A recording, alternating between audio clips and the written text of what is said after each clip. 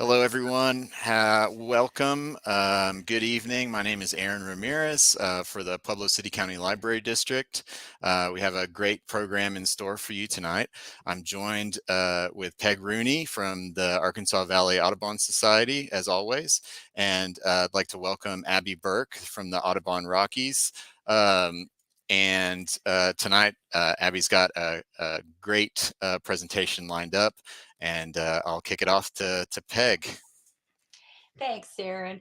I want to welcome you all here tonight and just give you some quick updates. We were successful in working with the Friends of Browns Canyon National Monument to get a dark sky designation for the monument. So that means that that wild, pristine place will be free of light pollution. We have planted native plant gardens for pollinators, 8 of them across our service area. And we're continuing to install fishing line collection bins at lakes and reservoirs throughout southern Colorado and into the San Luis Valley. So if you'd like to help us with these projects, you can do so by becoming a member of Arkansas Valley Audubon or by donating. And you can do both of those things on our website, Southern Colorado Birds, abbreviated SOCO, so socobirds.org. We hope you'll join us and help us out in continuing these projects. And now I'm going to turn it over to Abby Burk, who is the Western Regional Program Director for Audubon Rockies, and she can say more about herself. Take it away, Abby. Perfect.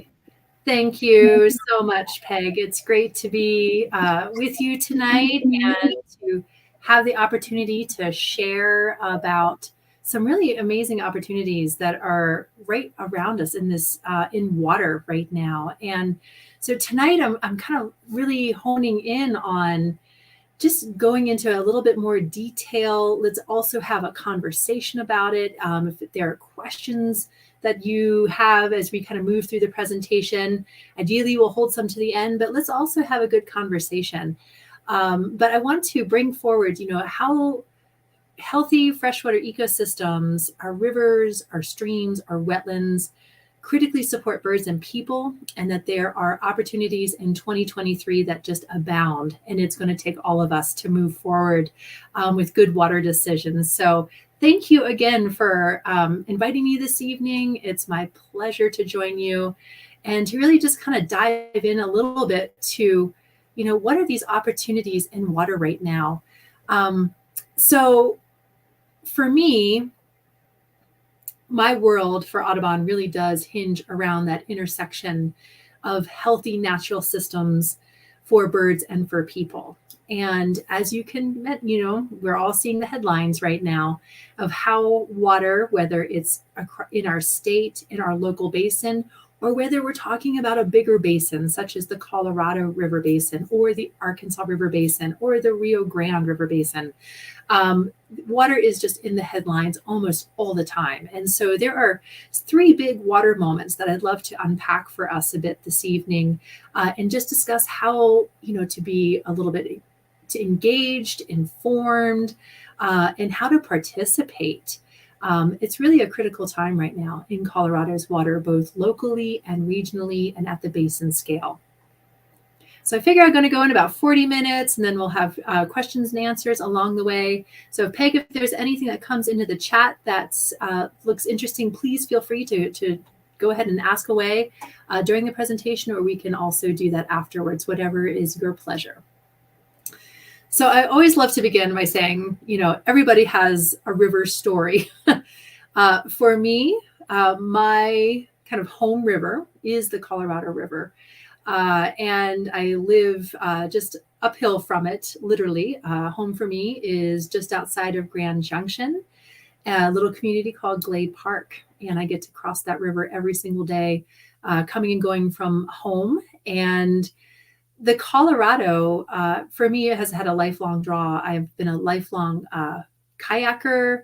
I've loved rivers ever since I came into the world as a little kid. And I was thankful enough to be able to go forward and just understand more about rivers through my academic training and then through my career. So I think everyone probably has a river story. If you really ask yourself, what's your connection to rivers? And is there a special one?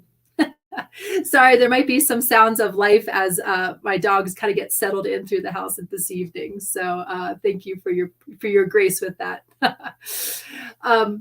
Water is one of the key strategic priorities for National Audubon in our strategic plan and our efforts. Water is so key to all birds, habitat, all life. It's really a core principle with Audubon, a core area where we all engage at the chapter level, thanks to wonderful chapters like Arkansas Valley, where we also engage at the regional level and of regional offices such as Audubon Rockies, who I work for, and then also with national that really does cover the entire nation. And so water is a key priority. Birds, it's no mystery. Birds need water, and healthy rivers support each and every one of us. And there are, when we're out birding, rafting, just walking along rivers, we notice, I would, assume that we notice without a doubt how birds are in this aquatic area, particularly in riparian areas, these streamside rivers or ribbons of green vegetation. The complexity of these habitats provides such amazing bird habitat, as well as forage for the birds, as including shelter and all their life cycle needs. And just to kind of give a little bit of an orientation here about how and across the kind of the field or the spectrum that I work in for Audubon Rockies, we really work again at that habitat, water, birds, and people nexus, working with policy and actions, always utilizing the best available science, our partnership, and our membership to influence these different policy frameworks, stakeholders, working on the resilience of our freshwater habitat, keeping agricultural thriving. Our agricultural lands provide such open space and habitat, resources of food, of course, that we rely upon in our local communities and beyond. But these agricultural lands are key areas for birds as well. And the area that has been more and more magnified, kind of in my work scope lately, is really encouraging water awareness, and not just being aware of Western water issues locally and regionally, because we're all connected by them, but also fluency. Fluency in water is so important as well. It's important to understand those core tenets of water and our water management here in Colorado, but then how do we enter that conversation in a way that we feel empowered to do so? And so that, to me, that's fluency in Western water. More and more of our water issues, I like to kind of call it the term of art. We are in that state of the art of peopling, because it matters how people interact with each other and with our freshwater ecosystems, because people are making the decisions about them.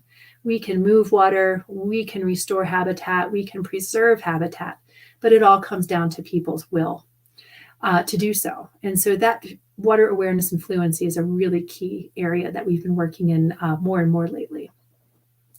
And so to Audubon, we talk about, why are these riparian areas, so important? Why is Audubon even in water? And it's so clear once you start to really look and see that these riparian areas, these green ribbons of vegetation that flank our rivers, they are responsible for helping to support over 80% of our state's 800 species of birds, fish, and other wildlife. And these areas are so small, they have incredible outsized ecological impact. Only 2% of our state is actually riparian habitat, but has such an outsized ecological importance, not just for birds, fish, and other wildlife, but for us too, in things like flood control, natural fire breaks, providing clear, clean water through the filtration processes. So these ecological services are critically important for people as well as birds. And I wanted to bring up too that rivers are big business, and oftentimes a lot of our decisions can certainly be made on the best available science, but it also comes down to economics. And I want you to be aware, and maybe you've already seen it, but there was a great report released in March of 2020 by some of our business colleagues at Business for Water Stewardship. And they were looking at what the freshwater related recreation, what does that do for local economies? And so as a state, birds, wildlife, and water related recreation all filter into almost $19 billion of annual economic impact. And so as our population continues to grow in our state, when I started with Audubon, I'm trying to think, it was back in 2014, we were really much below our population levels now. And I'm almost amazed thinking about how we have changed as a state in some of our local and regional population centers. But as we grow as a state, it is up to us to take our values forward. So when we look at statistics like the one here on the slide, that Colorado's population could increase to 8.5 million by 2050. That's a lot. And we, when I started with Audubon, we were closer to 5 million. We are definitely almost closer to 6 million at this point. 8.5 million is a tremendous number. And we have to choose how we want to live in our state and the values we want to take forward. And rivers not only provide us amazing recreation, but again, critical bird and wildlife habitat.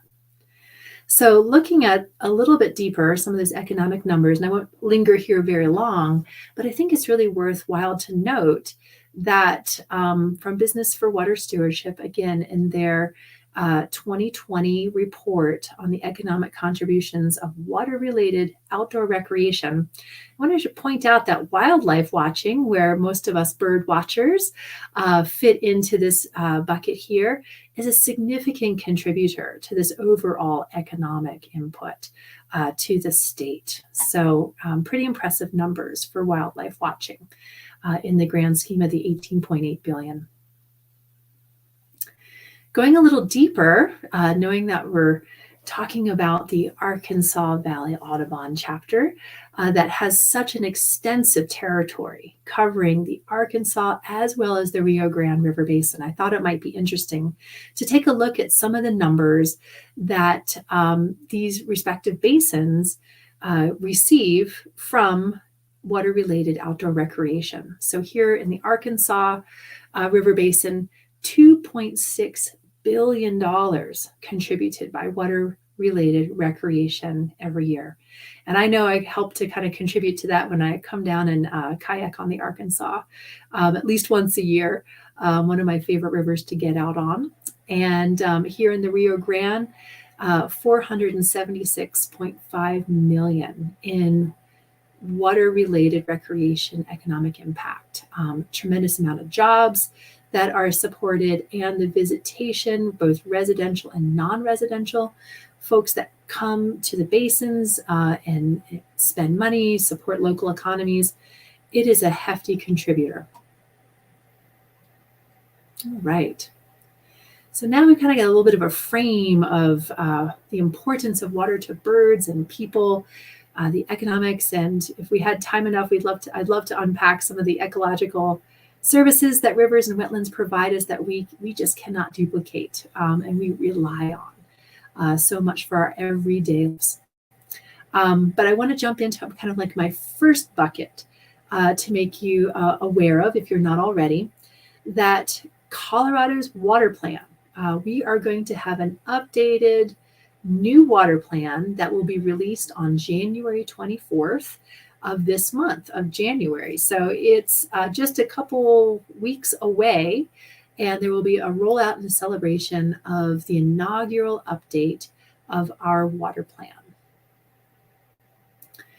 And Audubon has bridged the water plan development truly since back in 2014, when work began kind of in discovering and thinking about a Colorado water plan. And Governor Hickenlooper gives the executive order that says, Colorado Water Conservation Board, you will create a water plan, a state water plan based on supplies, water supply and water demands, and our Colorado water values, to make sure that we can keep our eye on progressive management, to keep our values of our state moving forward.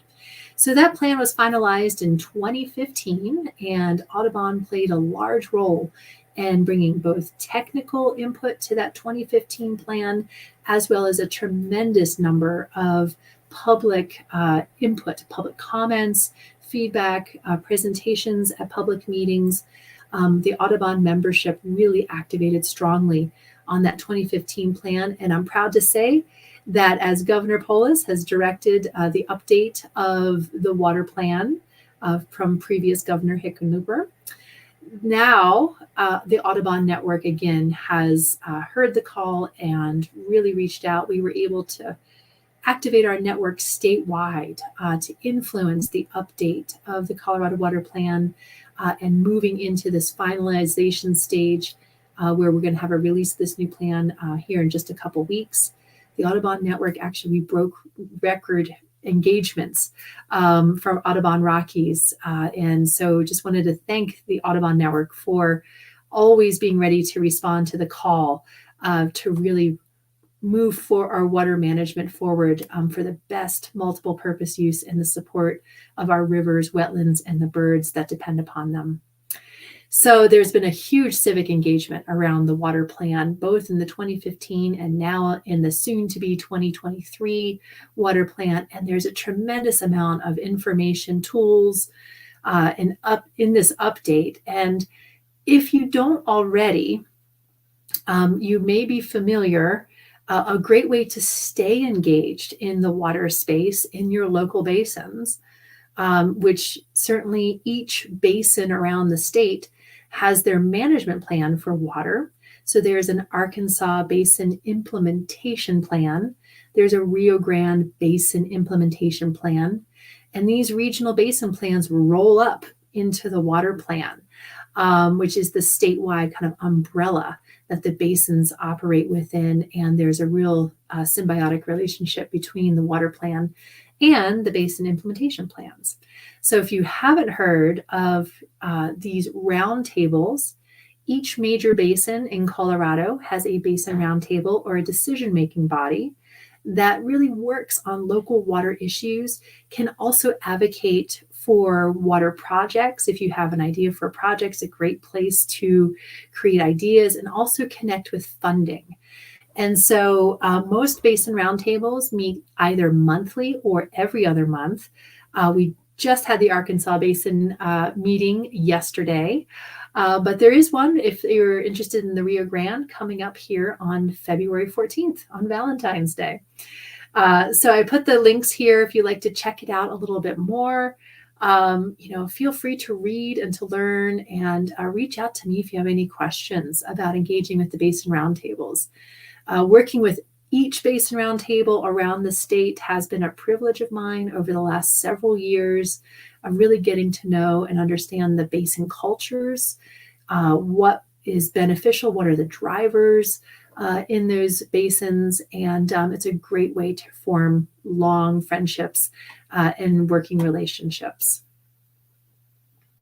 Okay, second bucket to talk about here. Shameless picture of one of my favorite places on the planet. Right here is the confluence of the Colorado and Green Rivers in Canyonlands National Park, Utah.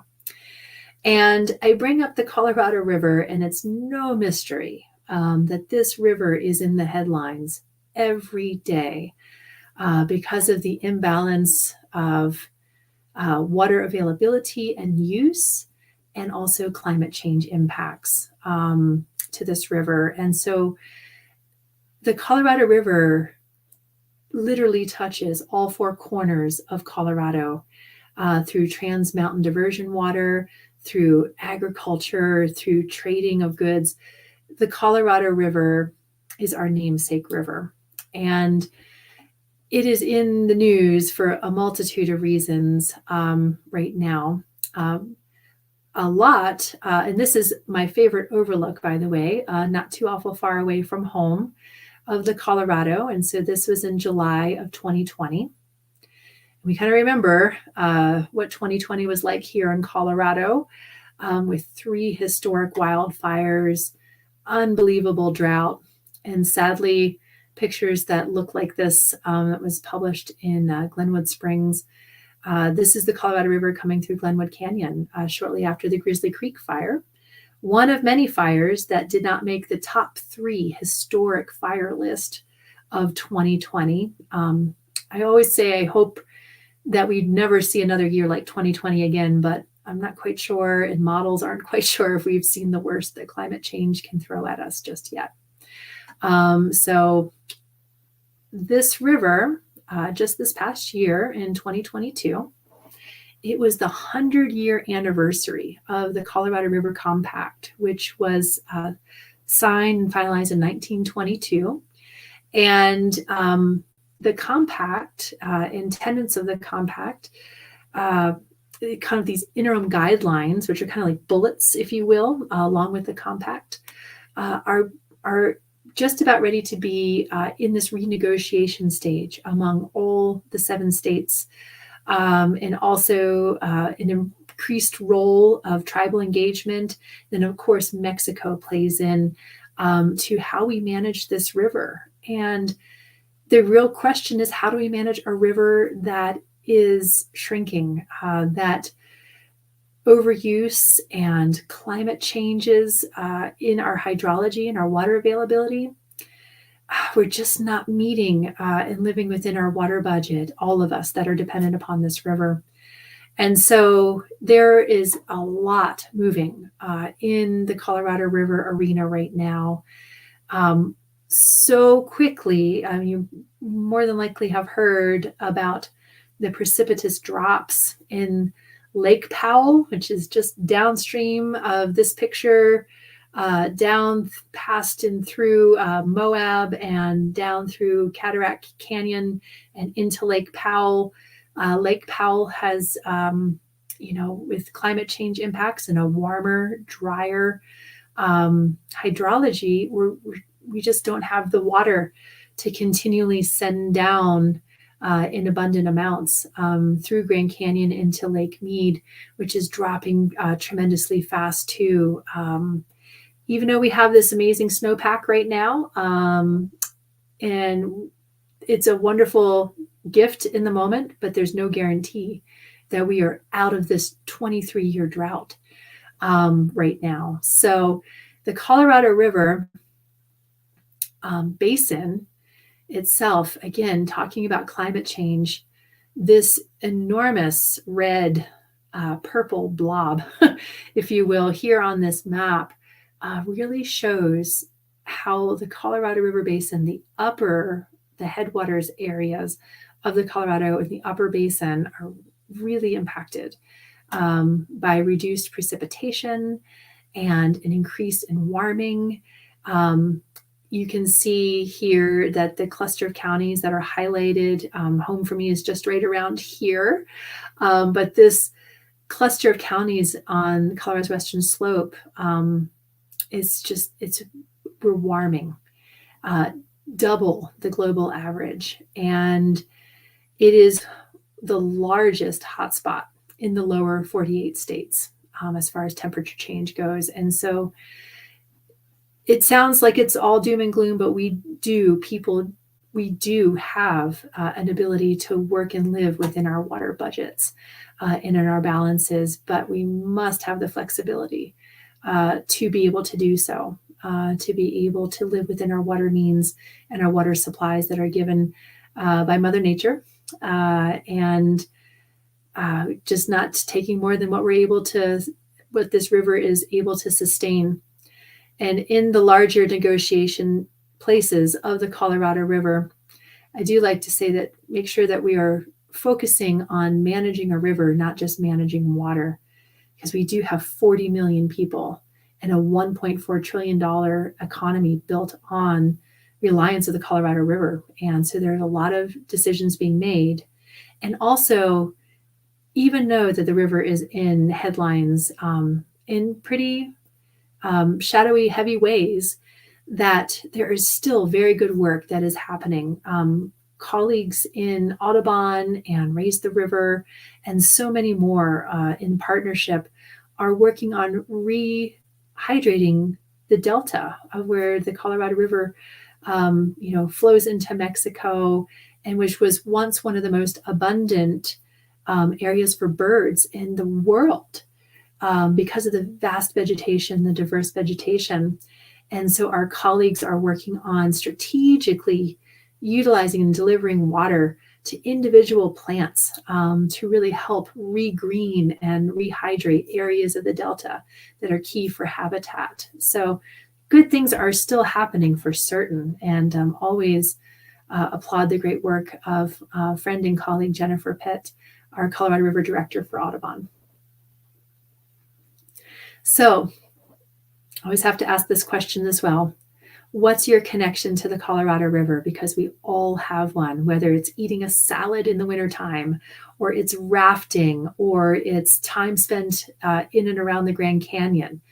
We all have a connection to this water. And again, it critically supports all four corners of Colorado. And as the river is entering into this renegotiation phase for principles or just guidelines within the Colorado River Compact, that's actually been put on hold for the near term, although that motion is continuing to go a little slower than what was once thought. The most immediate action, Bureau of Reclamation is really looking at what are the steps necessary to stabilize the system. And so short-term action is actually the most important to stabilize the Colorado River, and how the states and two countries certainly relate to this river. So be watchful. There's still far more to come, but there's a lot of near-term action that is moving forward, as well as the beginning of the renegotiation period. All right. So last but not least, and certainly one of the most dear to me, is I'd like to discuss a little bit about our watersheds, because this really plays into our legislative session that just began this past Monday, January 9th. And there's going to be some action that we're going to be calling upon you to help support going forward. So watersheds truly do support us all. Colorado's water plan reports that 80% of our state's drinking water comes from forested watersheds. Additionally, these riverside habitats that we've been talking about critically support about 80% of all of Colorado's birds, fish, and other wildlife during some portion of their life cycle. In these past few years, numerous forest and water stakeholders have come together to prioritize and implement large-scale fuels reduction projects because of these catastrophic fires that we have had and the need for critical forest management. While this work is absolutely critical, there are also other management practices that are needed to directly improve our water resources resilience to wildfires, post-fire debris flows, the flooding like we've seen in Glenwood Canyon and beyond, and of course, drought and flooding. Governor Polis has also mentioned that it is a priority of his administration to support our rivers and streams. So restoring our natural water infrastructure in our headwater forests, our streams and wetlands, they are critical to water supplies. It is a great example of something called a nature-based solution to help move resilience to drought and fires and flooding. And such nature-based solutions are an important complement to our traditional gray infrastructure or our reservoirs, and really build our water resilient capacities. The next part of my presentation will show you some examples of how Colorado can pair these nature-based solutions with stream restoration is certainly a part of that, with all the other important ongoing strategies in Colorado's water plan to enhance our water security. So water is absolutely being talked about in the legislature already. Again and again, I have heard how water is a high priority for the General Assembly this session. It's already a very fast start to the 2023 legislature.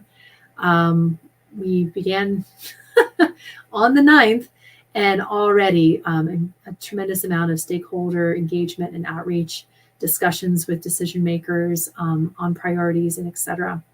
Stream restoration is one of these priorities that the Colorado Department of Natural Resources is leading an effort to create greater certainty on where we can work in stream restoration practices and apply certainty and apply these projects in a way that brings certainty not only to folks that want to do stream restoration projects, but also to water right owners and holders downstream. And I have to say, there's so many different bills that are been kind of talked about in whispers, but people don't know much detail about yet. So I think it's going to be an incredibly active water legislative session this year. So as a headwater state, our water is perhaps more in focus now than ever, and Colorado has historically cycled between droughts and floods, but today climate change is making both of these phases more intense. If you can remember the 2013 flooding on the Northern Front Range and the 2020 historic wildfires that we've been talking about, these are harbingers of patterns predicted to intensify. So how many of us have ever said, especially in that 2020 year, I've never seen anything like this. And the truth is, we can't build our way out of this prolonged drought or long-term drying cycle. But we do have the rare good news that recent case studies from all across the Western states are showing that practical nature-based solutions can improve resilience to drought and fires. And of course, they provide tremendous benefits for birds as well. The core of these practices is to restore degraded and incised streams and wetlands in our key source watersheds to help reestablish natural stream processes. So nature-based solutions complement gray infrastructure like reservoirs, or I call it gray infrastructure since cement and rebar, kind of your traditional infrastructure. But these nature-based solutions are complementary and are really a longevity strategy because they help reduce maintenance costs. And,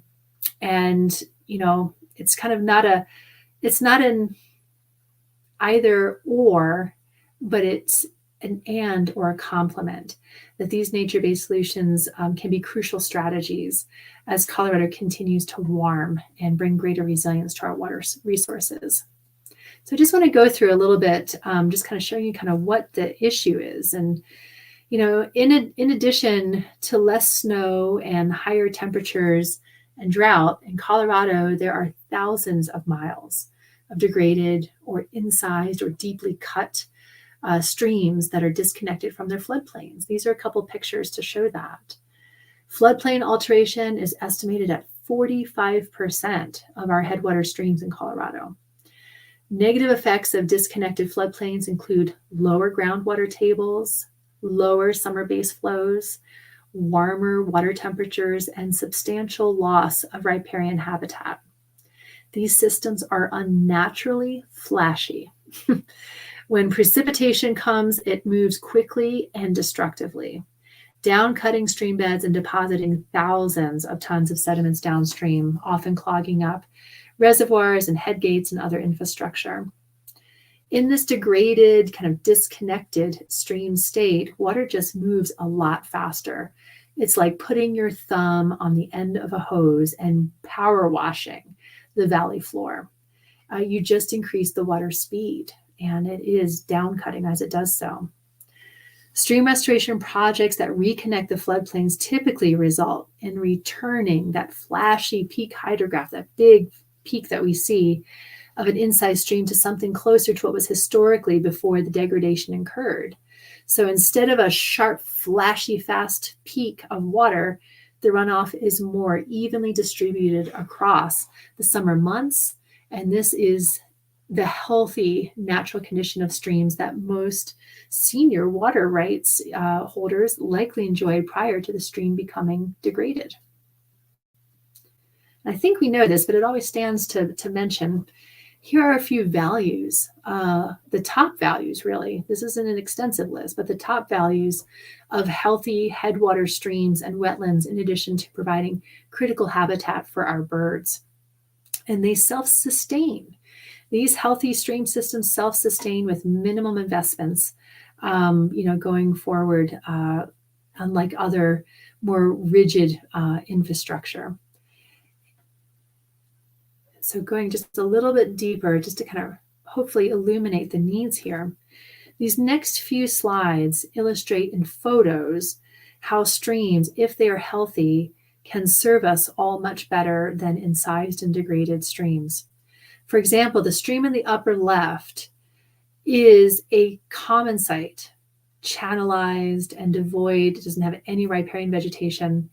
The hydrograph in this system is flashy each spring during snow melt and after rain events, and the groundwater does not get, adequately recharged in that kind of, we call it just riparian type of system.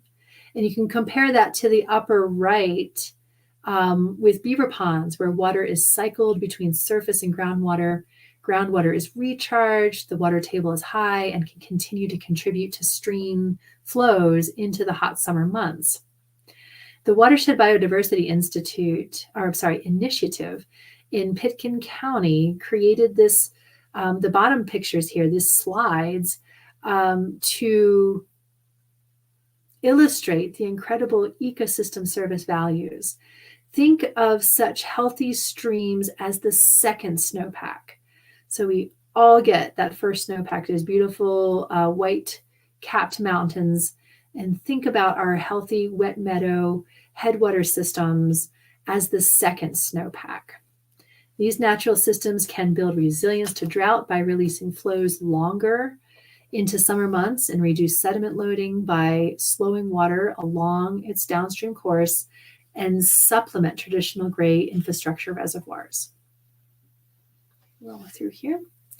And here's another picture, another great example of what the benefits look like. And this slide is courtesy from the NRCS programs that help ranchers turn dry gullies, such as this one on the left, into this resilient natural water infrastructure with healthy forage for livestock and wildlife on the right. And let's pivot here a little bit here to fire. Now we're switching from examples of drought resilience of healthy river systems or riparian corridors to wildfire resilience. Although fire is a natural part of our landscape, the intensity and the scale we are experiencing megafires is not. This slide is borrowed from Utah State University professor Joe Wheaton, and it illustrates that kind of complicated scientific phenomenon that water does not burn. So beaver ponds provide resilience to fire. Riparian areas are burnt to the ground in this Idaho mega fire, except where beaver were present. This means all the ecosystem services they provide of filtering out sediments and pollutants, attenuating debris flows or grabbing those debris flows and flood flows, providing critical habitat, all continue post-fire, whereas other areas are burned to the ground and may take years to grow back and provide those essential functions. Okay, one more here. Professor Emily Fairfax has studied this issue extensively across 5 Western states to determine if beaver complexes consistently survive megafires. She published her study in 2020 and documented how sections of streams that did not have beaver complexes suffered 3 times greater loss of vegetation than those with beaver complexes. This is another photo from an Idaho fire. And one more here from Oregon. So another photo of a beaver complex surviving the mega fire, I believe it was called the Bootleg Fire in Southern Oregon. Just tremendous how that habitat can persist and the functions persist in these beaver wet meadows. And let's bring it home. Beaver wetlands even survived Colorado's largest wildfire, the Cameron Peak Fire, and continues to provide water quality and wildlife habitat functions as such a weighty win-win. I'll try to remember to pop this into the chat, this link here. I encourage you to take a look at an article that we co-authored with Dr. Emily Fairfax on this beaver pond. You see here, in addition to some stunning aerial footage we captured of this beaver wetland complex in contrast to the surrounding charred landscape. So let me keep moving here. So now that, here we go.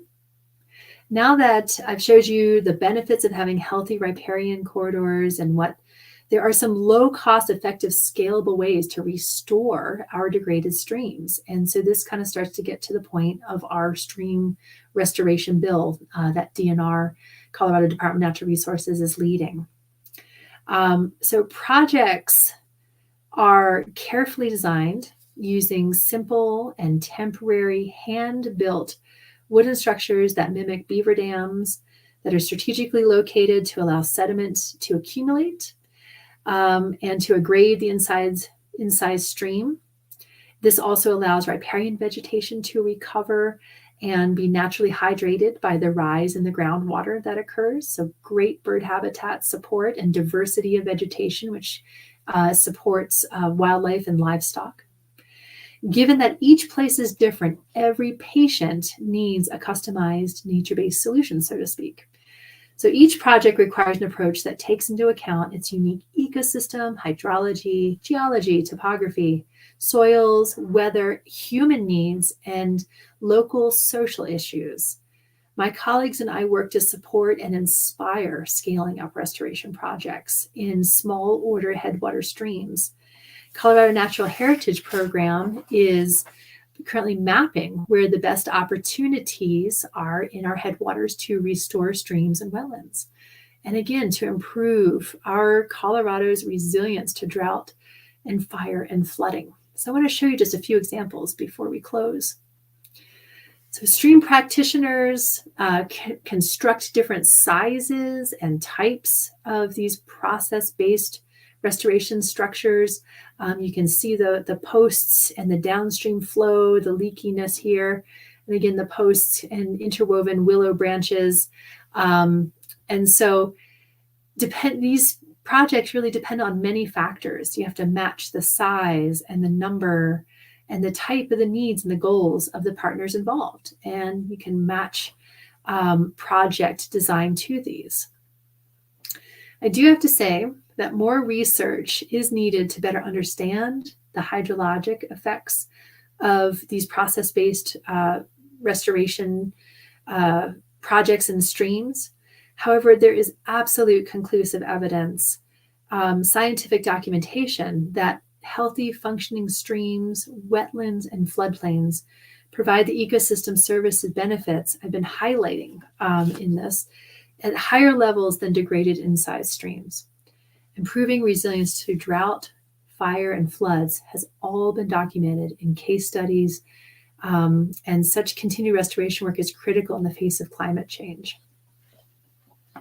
Okay, a couple takeaways here. So the takeaway, we are taking care of natural watershed systems that takes care of all of us. It breaks down the water user silos. This is not just an environmental practice. This is a key practice to take care of our primary water supply infrastructure, our streams, our rivers, our wetlands. Watersheds are our primary water supply infrastructure that all of us depend on for our clean and reliable water. And we have an urgency to scale up our resilience to climate change in pre-wildfire preparedness, post-wildfire recovery, and in both drought and flood. Working to reestablish natural streams and wetland processes can help. And when we invest in the health of Colorado's watersheds and rivers, we invest in our resilience to climate change. And so we will be needing you very soon. As I mentioned, Colorado Department of Natural Resources has led an amazing effort to create a legislative fix that will allow certainty for stream restoration projects to move forward while working within the water rights system. So it provides certainty for downstream users, increases Colorado's resilience to drought and to wildfire and to flooding, increases bird habitat, increases forage abundance and diversity for agriculture. There's just so many good things that can move forward and come from this. And so in mid-February, we do expect Department of Natural Resources to introduce this stream restoration legislative fix, so to speak.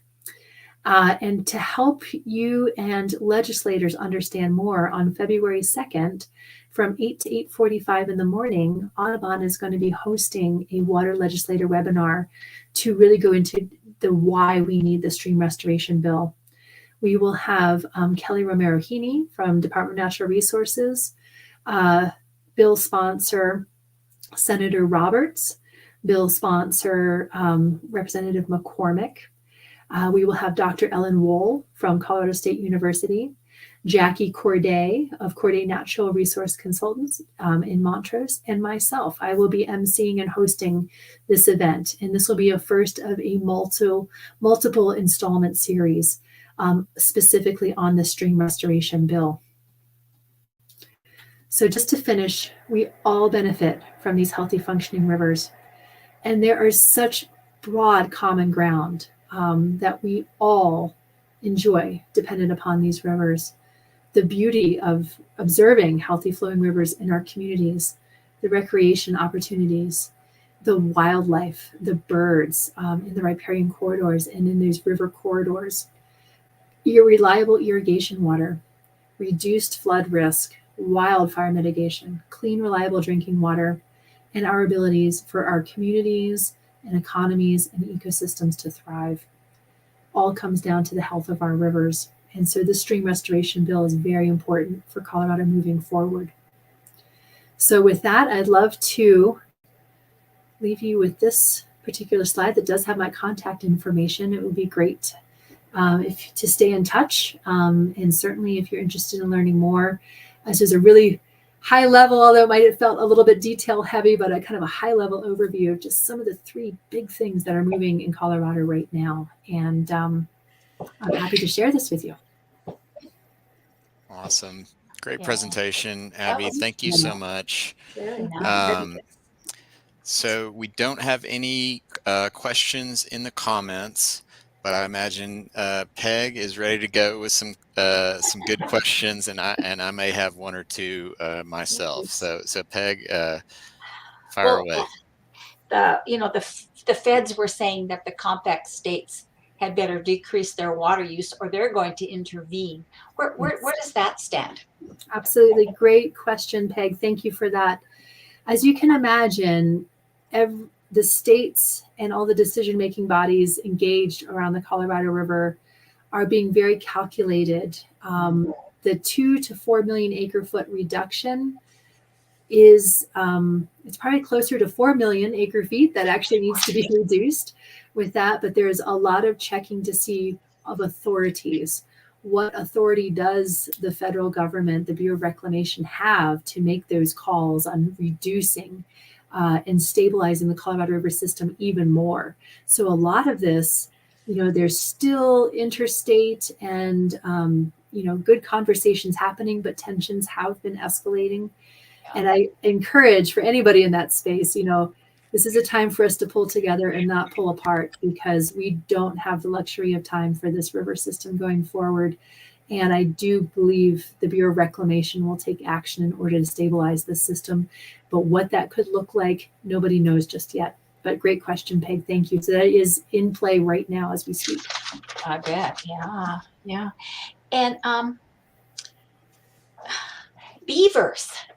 We used to trap them and take them off, and Yes. how foolish we were to interfere with such a natural process.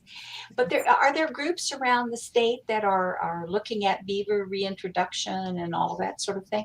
Yes, there is more and more. There are more and more folks that realize that beavers did it better than we ever could.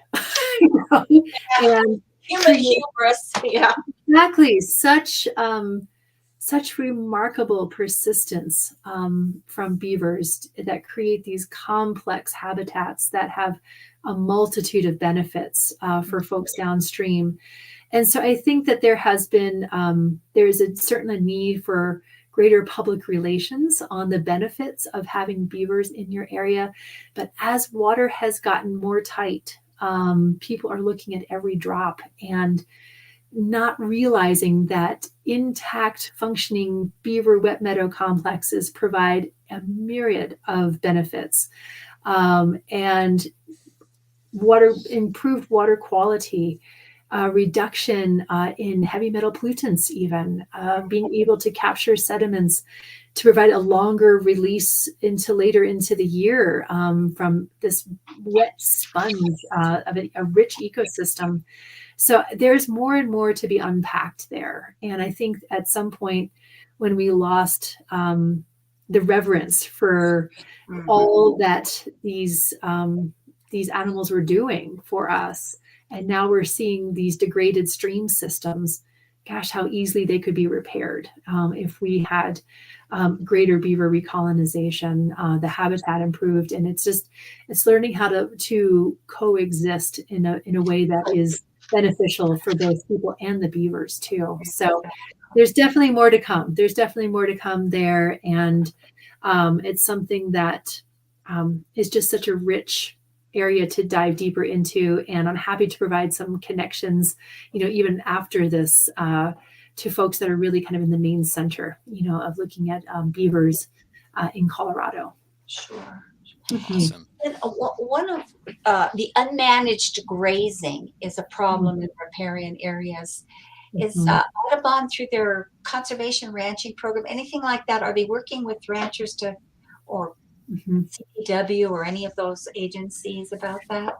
I can speak to conservation ranching as we've been working more closely with our conservation ranching partners, and how could we utilize stream restoration in appropriate locations that would really assist in the stream function as well as the cattle operation. And it is each one of the ranches within Audubon's conservation ranching program has a customized habitat management plan. And the considerations in the riparian corridor are always unique to each operation, each location, but it is a high priority in our conservation ranching program to really protect and help restore these areas that are so important to birds and to so many of us that we really don't realize all of the ecological benefits that we gain from these systems when they're healthy and functioning. You bet. Erin, you said you had a couple questions? I do, but we had a question come in live from our YouTube stream. Deanne asks, hi, or comments, thank you so much for this presentation. Will you please take a little more time about the global warming hotspot on the Western Slope and any efforts being taken to address this crisis? Dan, thank you. What a great question. And it is daunting. I'm not sure where home is for you, but that red blob is just right above my house almost. So it's interesting how the upper basin, and really the majority of the Colorado River Basin, when I look back to historic drought maps over the last 20 some years, when this drought is, and it's not even really fair to call it drought anymore. You may have heard the term aridification. It's kind of a wonky word, but it's really, drought implies there's going to be an end and a return to something else. We don't know if we can look in our rearview mirror and say, this is what climate is going to be going forward. We are really in that place of where climate models have a lot of agreement that we are going to be warmer. And these warmer temperatures breed more extreme storms, localized storms. So if you're under the right monsoon, it can be almost devastating to the intensity that it happens. And our snowpack right now is wonderful. We hope that it continues to grow. The Western Slope is over 100%. And just checking a drought map today, it's the first time I haven't seen the majority of the Western Slope in any kind of drought designation, but it's been years. And so I bring up kind of all of this, that we can't guarantee that we will have a consistent snowpack.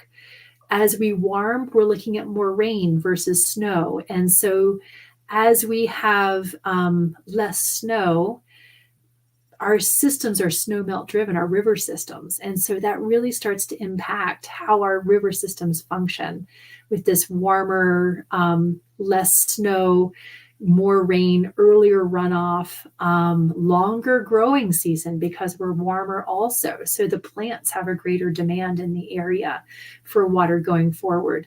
And all of that kind of contributes to drier soils. So when we do get precipitation, the soil always takes the first drink before anything reaches the river. And so having these healthy functioning river corridors and stream systems become even more important so that we can really capture and utilize and optimize the water that does fall on the land to do the greatest amount of good for people and for nature going forward. So climate change and the changes that we're seeing in temperatures and our water availability, we have a good idea, but we don't exactly know what's coming our way. So I'd love to unpack that. That could be a whole nother topic, Peg, to talk about the climate change in the Colorado River Basin and across the West. But great question. And if you like, we can be in touch and can certainly share further resources for you to dig into further. Awesome. Thanks, Abby. So Deanne comments, located in Pueblo, and adds, yeah, it's January and our mountains here in southern Colorado still aren't covered with snow. Right, that's true. Yes. It's so interesting. A couple of ranchers that I've had the privilege of getting to know across Colorado, they can typically tell you what the entire winter is going to look like by what the mountains look like by Thanksgiving. So it's very, learning, just living in that intertwined with water and land stewardship, a lot of our ranching partners. And yeah, it's a good thing to have snow. It really is. So sending good snowy thoughts all across the state. That's right. Yeah, I heard that snow was inbound for high country very soon, but maybe not here on the Front Range. But yeah, so Deanne, I'll remind you that, and anyone watching, that these presentations are archived and you can find them on our Facebook, the Rawlings Facebook channel pretty soon. It takes a day or two, and then also on the YouTube channel. So you can fast forward to that last slide and find Abby's contact information there. I guess if it'd be okay, I have one sort of question, I guess. How would someone go about volunteering to help in stream restoration, either as a worker bee or a landowner maybe that wants to get involved and have this sort of restoration done on their property? And would they need the water rights to be able to fiddle with the streams coming through their land? Great, Aaron. Wonderful question. And I'll see if I can tackle them one at a time. I think one of the greatest ways to learn about some of these restoration techniques is to volunteer for an organization. And Audubon Rockies, we sponsor projects in the stream restoration space with an organization called Wildlands Restoration Volunteers that does a lot of projects all across the state, actually, whether they are small one rock dams, as we call it, out in the sage that helps to create a diversity of vegetation and kind of slow that water and allow it to get into the soil versus running off super fast and destructively. That is an opportunity. So Wildlands Restoration Volunteers, I would encourage folks to get a hold of me or check out Audubon Rockies and get on our mailing list, because we always help to cross-pollinate and promote those projects when they come up. And so those projects are typically maybe April through, let's say, like early September, and a couple throughout the state. and throughout the growing season, the spring and the summer. So that's a great way. I always find like hands-on experience, so you really understand how these projects function and how the different structures work. That's the greatest way. Another way is, I'm very optimistic about where we're going to land with the stream restoration legislation.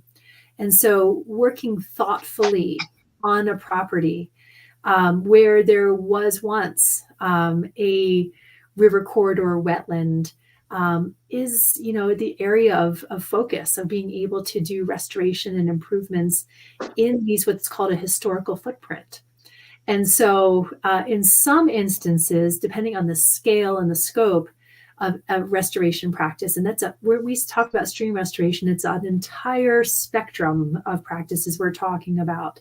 Some may require water rights and water court and that sort of thing, but there are plenty that, when done thoughtfully and well with community engagement, you're going to be fine with that. So I'd say stay tuned for as far as scaling up these projects as we figure out where this legislation is going to land. But certainly if folks want to know more about how to get involved in these projects, particularly on their land, please email me. I'm happy to connect with resources and, potentially help funding resources, et cetera, like that with that. So love to be of help. Fantastic. Okay. So we are at an hour and 1 minute at this point. Unless Peg has any more questions, I don't see any in the comments. But thank you so much, Abby. It was really great. Wonderful. My pleasure. Thank you for sharing your evening with me and wanting to learn a little bit more about water in Colorado right now and why everybody's talking about it. Thanks, Erin, for your help. Appreciate it. Thank you very much, Abby and Peg. As always, it's fantastic to join you both. Peg, always, and Abby's nice to meet you, and thank you for sharing all this wonderful information. So have a great night, and we will see you next time. Thank you.